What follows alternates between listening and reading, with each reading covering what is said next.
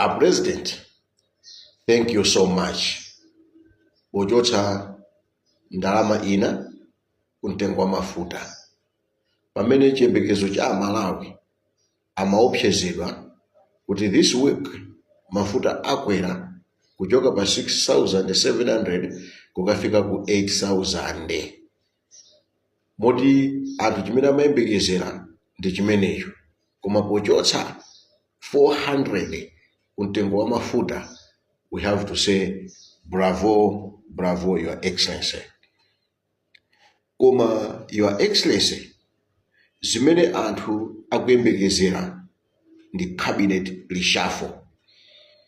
Chimene anthu akuyembekezera ndi cabinet reshuffle.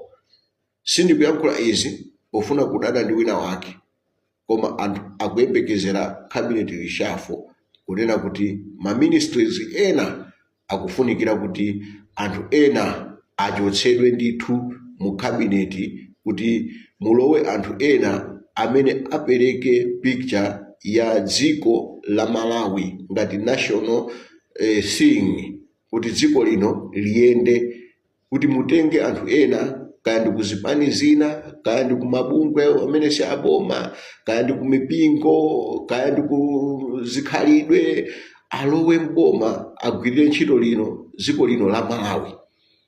Chimenecho ndi chimene anthu akuyembekezera.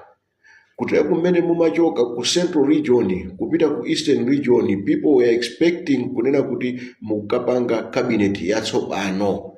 Ndipo aliyense amayembekezera, wina amene analemba pa Facebook kunena kuti expect kukuta moyo azizimusa anthu a Malawi usiku uno. People were expecting cabinet reshuffle.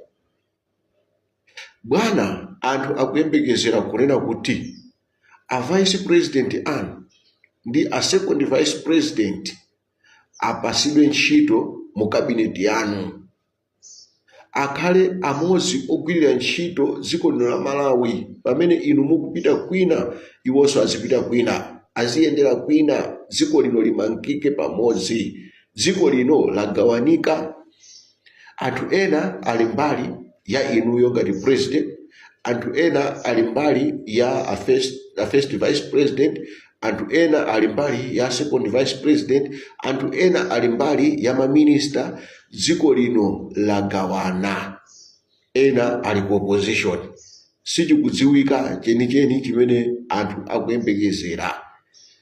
Ine ndimabwera pano ndikumafotokozera zimene zili pa ground. Sindibwera pano kukaopseza kunena kuti akuti akupanga zakuti akufuna kugwetsa boma cholinga chonena kuti ndidye. Koma ine ndili pano kufuna kukuwuzani what is on the ground. A president, anthu akuyembekezera kuti nkhani iyi yokhuzana ndi anthu amalonda muichite solve mwamsanga, isakhale ngati ijayo ya academic freedom ya ku Chasa College imene inakhala mpaka chaka pa stand still. Anthu akuyembekezera kuti bwana mutha kuyankhulana ndi anthu amabizinesi wa mofulumira.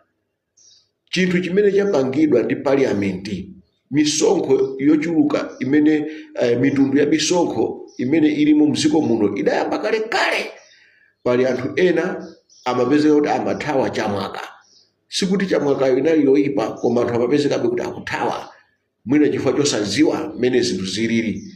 Lero anthu akuthawa electronic invoicing system mpaka mashopu mtauni atsekedwa, tauni kukhala ngati bwinja. Tikupempheni a president to intervene on this. Otherwise kulekerera nkhani iyi ikuoneka kuti MRA paokha akukanika kuisolva chifukwa zili kati kuti akukangana pakati pa MRA ndi amalonda, pamene ainu ake zika zopereka misonkhozo zangokhala apo. Ndekuti dziko likhoza kusowa zoyenereza. Ufulu umene ukupheredwa uwu kuti ainu ake amalonda, ainu ake opereka misonkho azipereka misonkho, uli ndi chiopsezo chachikulu ku dziko lino la Malawi. Therefore, a president intervene mwamsanga. You can even solve this issue within a day.